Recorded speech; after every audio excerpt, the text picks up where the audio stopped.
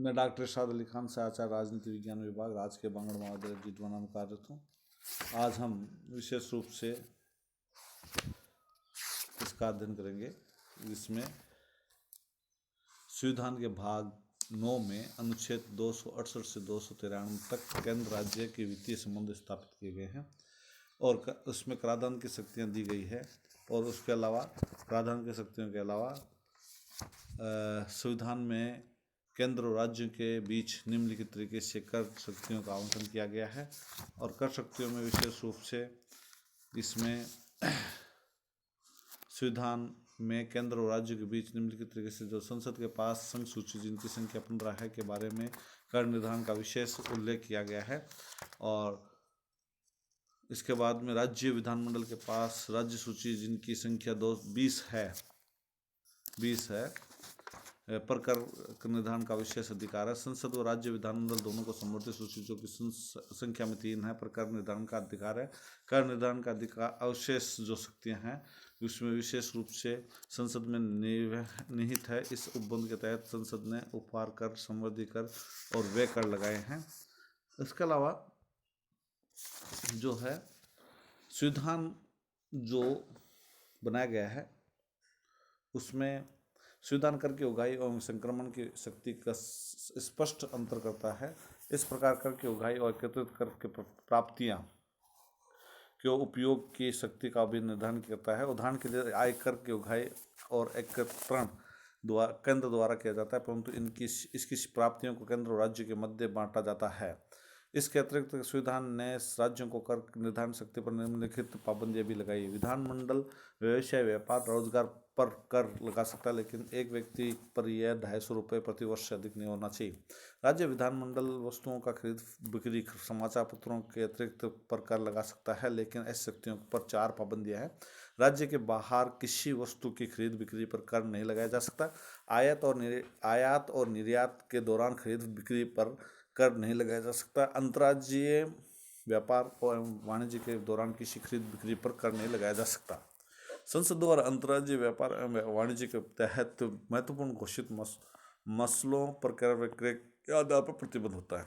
राज्य विधानमंडल बिजली की बिक्री व उसके उपभोग पर कर लगा सकता है, लेकिन ऐसी बिजली की बिक्री की या उपभोग पर कर नहीं लगाया जा सकता जो केंद्र द्वारा उपभोग की जाने वाली और केंद्र को बेची जाने वाली हो। रेलवे के किसी रख रखाव कार्य का उपयोग किया जा रहा हो या समुद्र रेलवे निर्माण में कार्यरत किसी केंद्रीय कंपनी को बेची जा रही हो।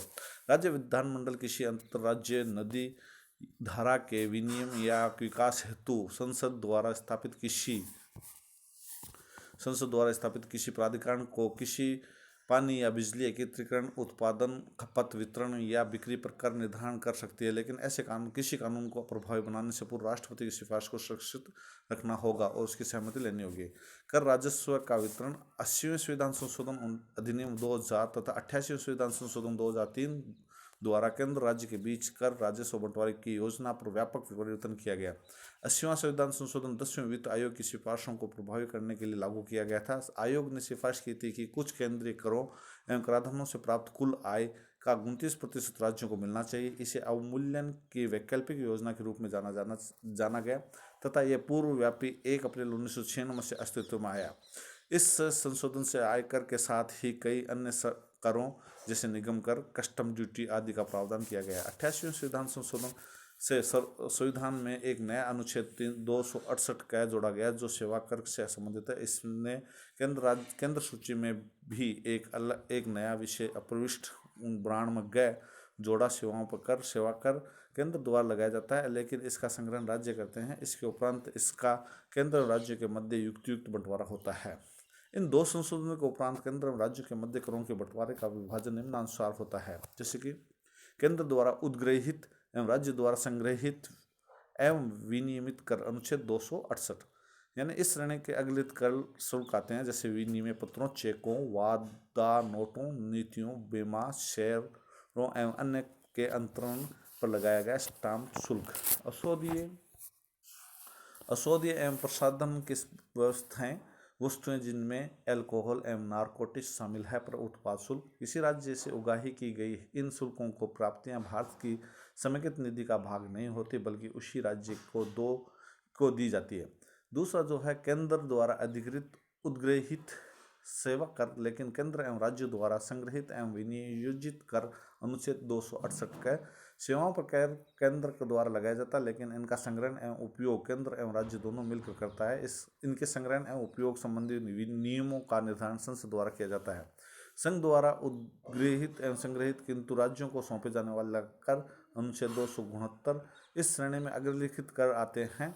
अंतर्राज्यीय व्यापार एवं वाणिज्य में वस्तुओं के कर, विक्रय से संबंधित कर, समाचार पत्रों को छोड़कर माल या सामान के अंतर्राज्यीय व्यापार एवं वाणिज्य के पोषण पर पारेषण से संबंधित कर।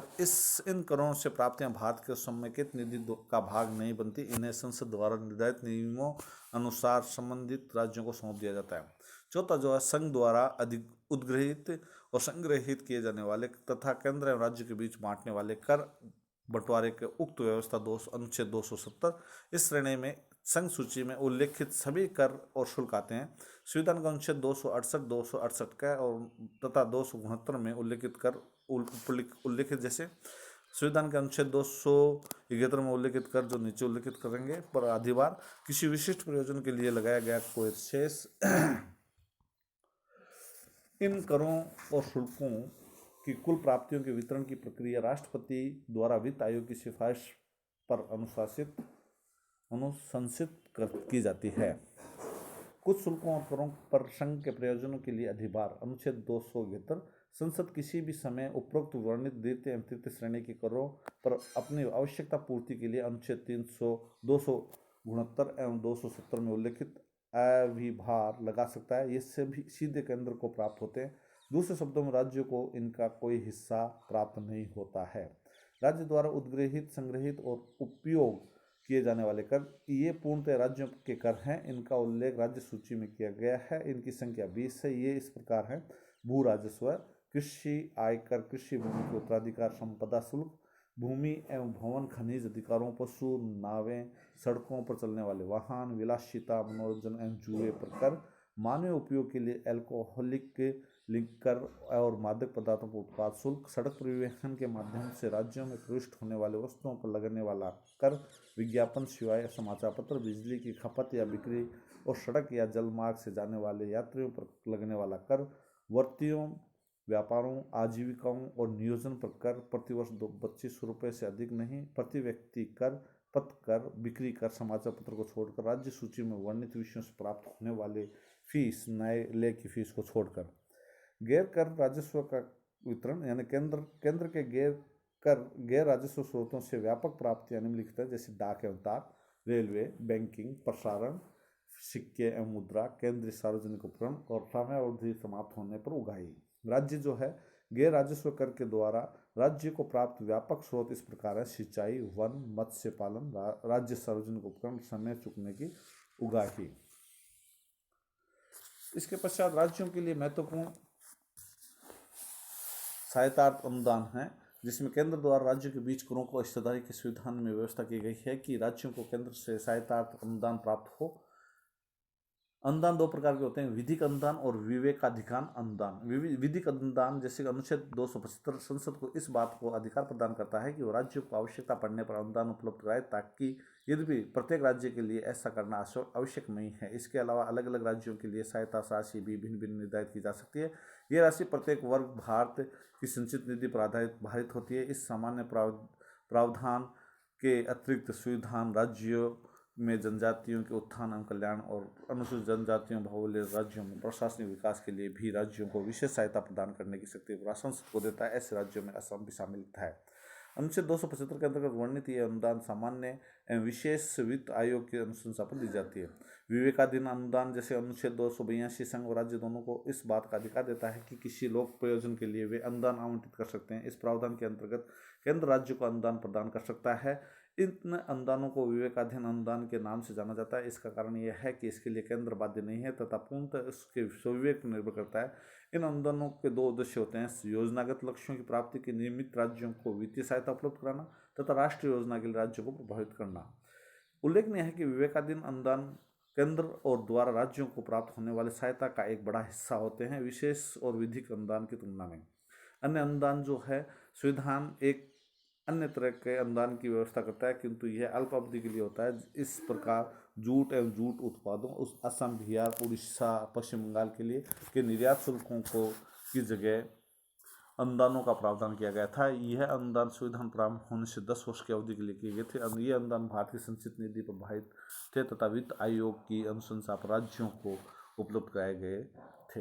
वित्त आयोग जो अनुच्छेद 280 है, अर्ध न्यायिक निकाय के रूप में वित्त आयोग की व्यवस्था करता है। इसका गठन हर 5 वर्ष में राष्ट्रपति द्वारा किया जाता है। यह निम्नलिखित मामलों पर राष्ट्रपति की सिफारिश करता है, राष्ट्रपति को सिफारिश करता है।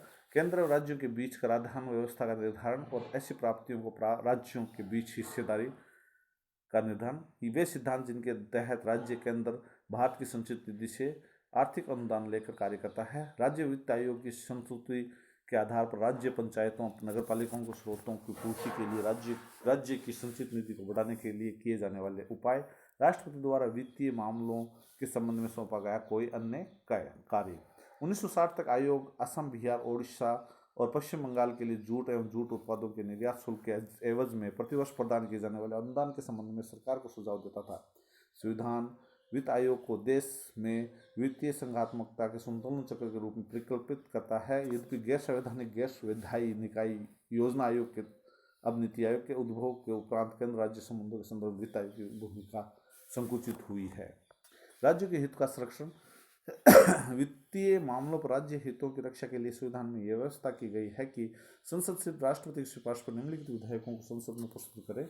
जैसे कि ऐसा विधेयक जिसमें राज्यों का हित हो, वह किसी कर या शुल्क को अध्यारोपित करे।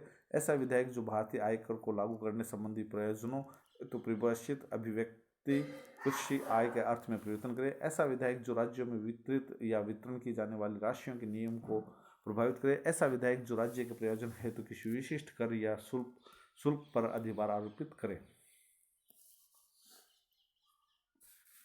कर या शुल्क जिसमें राज्य का हित हो, अभिव्यक्ति का अर्थ है कर या शुल्क जिसकी कुल प्राप्तियों का पूर्ण या कोई भाग किसी राज्य को सौंपा जाता है। शुल्क जहां कुल प्राप्तियों के संदर्भ में फिलहाल इस राशि को भारत की संचित निधि से प्राप्त प्रदान किया जाता है। कुल प्राप्तियां अभिव्यक्ति का अर्थ संग्रहण की लागत को घटाकर प्राप्त हुए कर या शुल्क प्राप्तियां किसी क्षेत्र में कर या शुल्क के कुल प्राप्तियों का निर्धारण और प्रमाणन भारत के नियंत्रण महालेखा का परीक्षक द्वारा किया जाता है। केंद्र और राज्य द्वारा ऋण, जैसे कि संविधान केंद्र और राज्यों के कर्ज लेने की शक्ति पर निम्नलिखित प्रावधान तय करता है। केंद्र सरकार या तो भारत में या इसके बाहर से भारत को संचित निधि की प्रतिभू गारंटी देकर ऋण ले सकता है, लेकिन दोनों ही मामलों में सीमा निर्धारण संसद द्वारा किया जाएगा। संसद द्वारा इस संबंध में कोई कानून नहीं बनाया जाएगा। इस तरह एक राज्य सरकार भारत में बाहर नहीं राज्य की संचित निधि की प्रतिभू या गारंटी देकर ऋण ले सकता है, लेकिन सीमा निर्धारण राज्य विधानमंडल द्वारा किया जाएगा। केंद्र सरकार किसी सरकार को ऋण दे सकती है या किसी राज्य द्वारा लेने पर गारंटी दे सकती है। ऋण के ऐसे प्रयोजन हेतु आवश्यक धनराशि भारत की संचित निधि पर भारित होगा। राज्य केंद्र की अनुमति के बिना ऋण नहीं ले सकता यदि केंद्र द्वारा दिए गए ऋण का कोई भाग बकाया हो या जिसके संबंध में केंद्र ने गारंटी दी हो। अंतर सरकारी उन्मुक्ति में अन्य संघीय संविधान के समान भारतीय संविधान में भी पारस्परिक कराधान से उन्मुक्तियों के नियम है। इस संबंध में निम्नलिखित प्रावधान। केंद्र की परिसंपत्तियों को राज्य को कर से छूट है। जैसे केंद्र की सभी परिसंपत्तियों को राज्य या उसके विभिन्न निकायों या नगर पालिकाओं, जिला बोर्डों, पंचायतों इत्यादि के सभी प्रकार के करों से छूट प्राप्त होती है।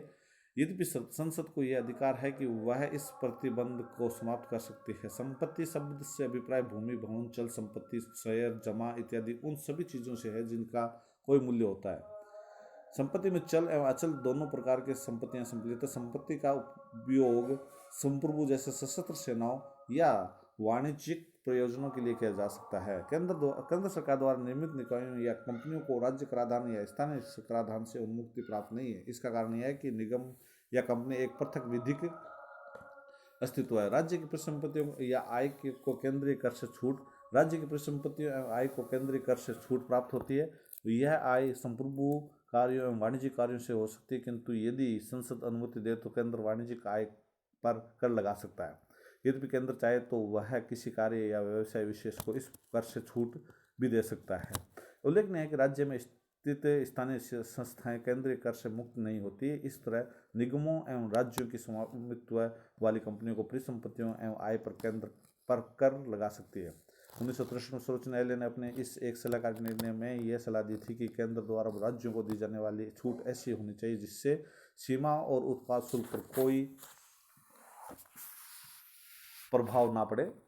दूसरे शब्दों में केंद्र राज्य द्वारा आयोजित या निर्यातित वस्तुओं पर कर लगा सकती है या वह राज्य में उत्पादित या विनिर्मित सामान पर उत्पाद शुल्क लगा सकती है। आपातकाल का प्रभाव और केंद्र राज्य के बीच संबंध आपातकाल के दौरान बदल जाते हैं। ये निम्नलिखित राष्ट्रीय आपातकाल, जब राष्ट्रीय आपातकाल लागू हो अनुच्छेद 352 के अंतर्गत राष्ट्रपति केंद्र और राज्य के बीच संवैधानिक राजस्व वितरण को परिवर्तित कर सकता है। इसका तात्पर्य है राष्ट्रपति या तो वित्तीय यंत्रण को कम कर सकता है या रोक सकता है। ऐसे परिवर्तन जिस वर्ष आपातकाल की घोषणा की गई हो उस वित्तीय वर्ष की समाप्ति तक प्रभावी रहेगी। वित्तीय आपातकाल, जब वित्तीय आपातकाल अनुच्छेद 360 के अंतर्गत लागू हो, केंद्र राज्यों को निर्देश दे सकता है जिसमें वित्तीय औचित्य संबंधी सिद्धांतों का पालन, राज्य की सेवाओं में लगे सभी वर्गों के लोगों को वेतन एवं भत्ते कम करें, उच्च न्यायालय के न्यायाधीशों समेत, और सभी धन विधेयक या अन्य वित्तीय विधेयकों को राष्ट्रपति की स्वीकृति के लिए आरक्षित रखे। इस अध्याय में इतना ही। धन्यवाद।